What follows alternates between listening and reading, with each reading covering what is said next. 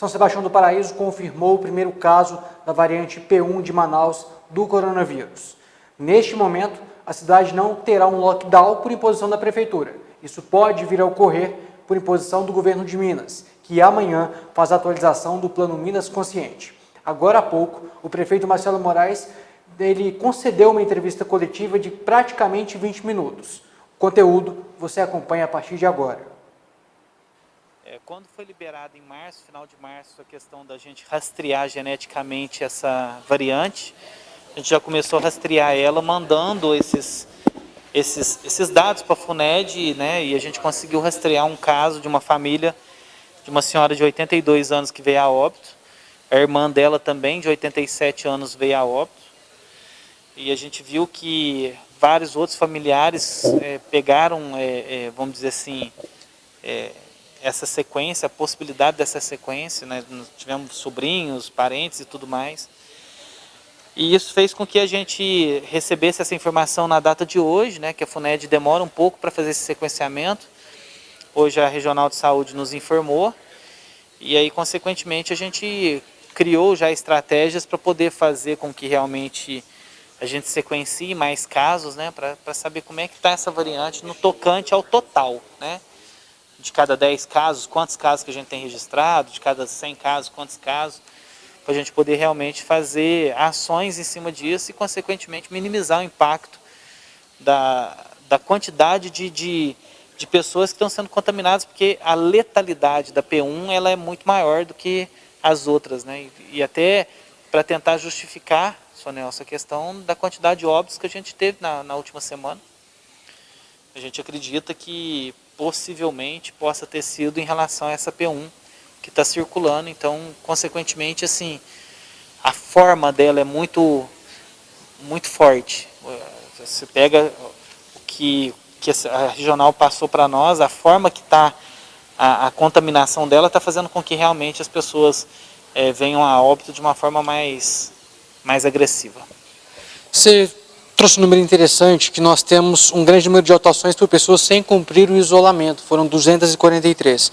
Eu queria que você falasse a que essas pessoas estão suscetíveis e o que a prefeitura tem para fazer agora em relação a isso, as pessoas que estão descumprindo esse isolamento, e parece que mudou inclusive a forma da vigilância de saúde entender que a pessoa não está cumprindo o isolamento. Como é que está funcionando isso? Você imagina nesse momento as pessoas com uma P1 de Manaus que mata mais não estão cumprindo o isolamento. A tendência é que essas pessoas estejam realmente passando esse vírus para outros familiares e a chance dessas pessoas virem a óbito é muito grande, porque o perfil epidemiológico deles mudaram. Então nós estamos tendo aí praticamente pessoas com 35, 36, 30 anos internadas na Santa Casa vindo a óbito.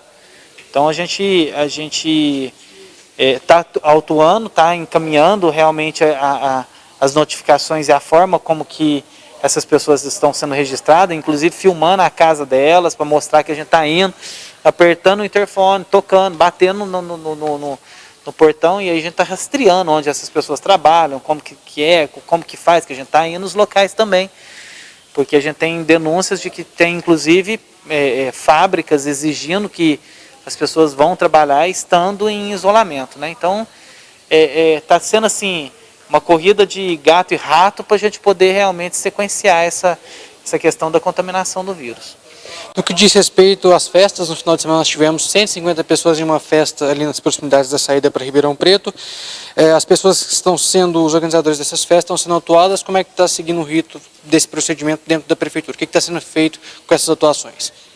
A gente está autuando, multando, fazendo boletim de ocorrência, encaminhando para a delegacia de polícia para que realmente essas pessoas sejam responsabilizadas criminalmente. A gente já está com uma quantidade de pessoas que realmente vão ser encaminhadas, né?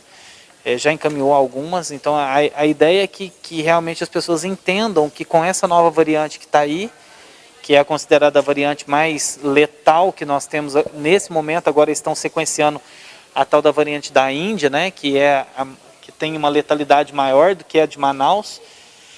Então, a gente quer fazer com que realmente as pessoas não tenham a falta de tratamento, a falta do leito, para que isso não venha desencadear algo mais grave para a nossa cidade nesse momento, porque a nossa região toda está em colapso Nós temos Passos colapsado, Cássia colapsado, Franca travado, Batatais travado, o Ribeirão Preto vai travar amanhã.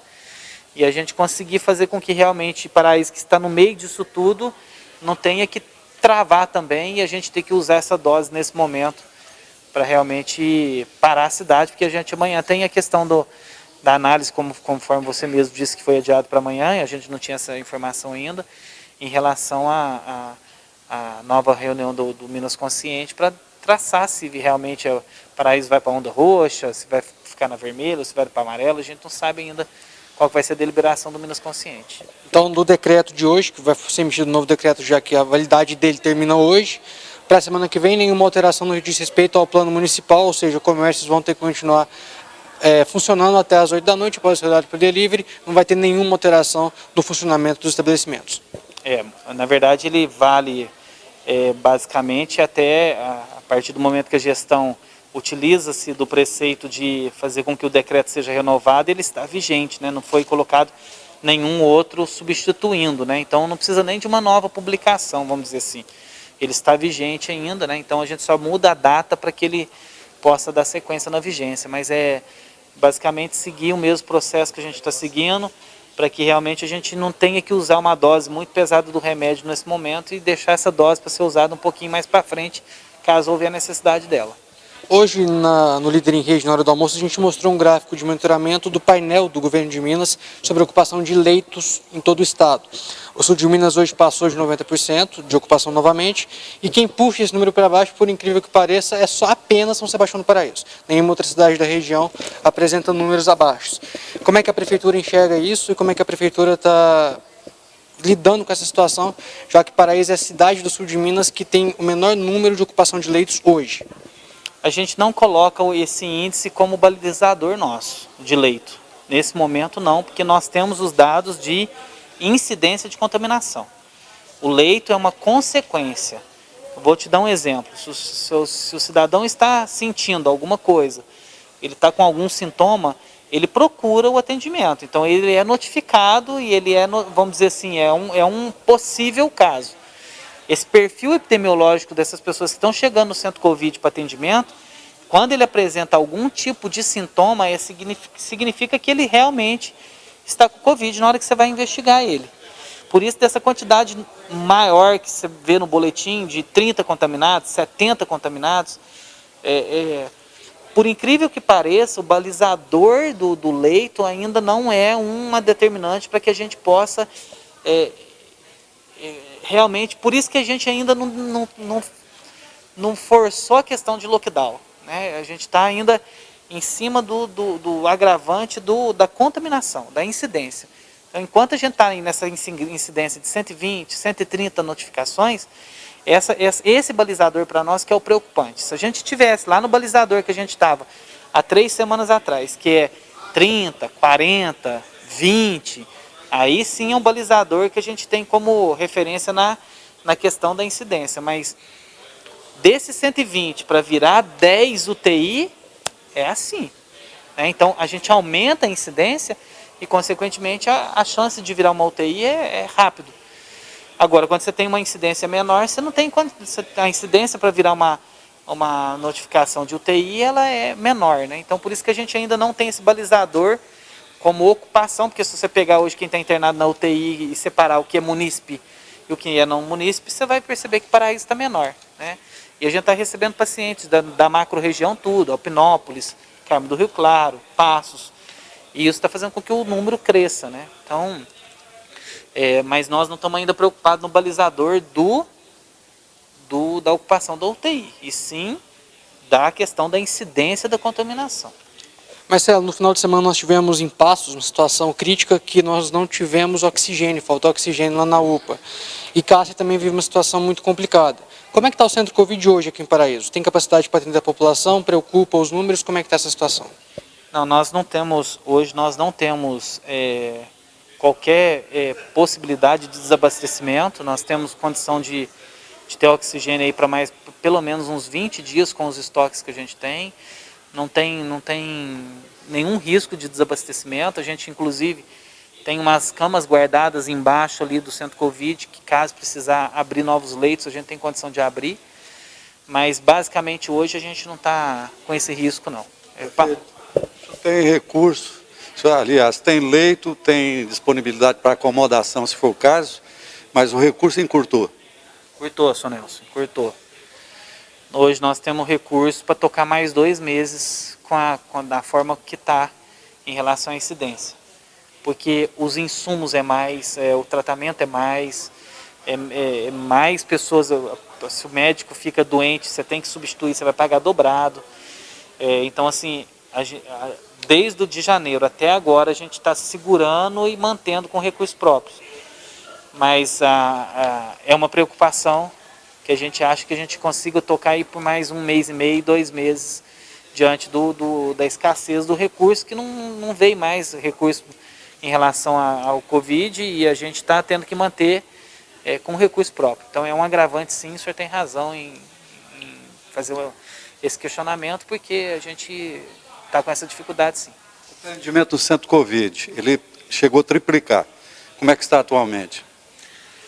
Hoje, especificamente hoje, ele deu uma diminuída, né? Vamos dizer assim, a gente não sabe ainda se isso é um reflexo dessa ação que nós tivemos durante essa semana.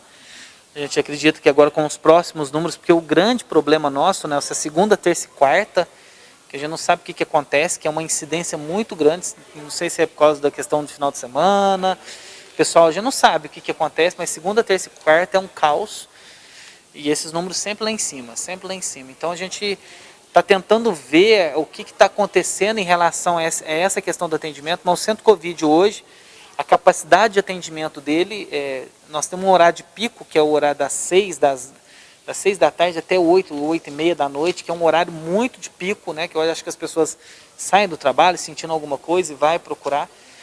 Então a gente tem um fluxo, uma janela aí nesse horário que dá uma atrasada, mas assim, na sua totalidade a gente tem visto que está fluindo bem, está fluindo assim de uma forma para não haver desabastecimento realmente no atendimento da população. Marcelo, vendo o decreto dessa última semana, né, você considera que o resultado dele foi um sucesso ou você acha que ele não foi tão efetivo assim, os números diminuíram? A única coisa que saiu da curva foi a final do Campeonato Paulista, para nós, foi a única coisa. A gente, assim, a festa que teve lá na João Pereira, foi uma saída de curva, ok, mas a gente, é um caso isolado, né, mas a aglomeração que teve aqui na Lagoinha, todo mundo sem máscara, foi uma curva fora do que a gente esperava para esse período de 7 dias, né. Mas se você perguntar para mim assim, qual que é a sensação que você tem de funcionabilidade realmente das pessoas estarem realmente cumprindo essa exigência até as 20 horas, a gente sentiu que a população está cooperando, né, está fechando, um caso ou outro que está desrespeitando, mas assim,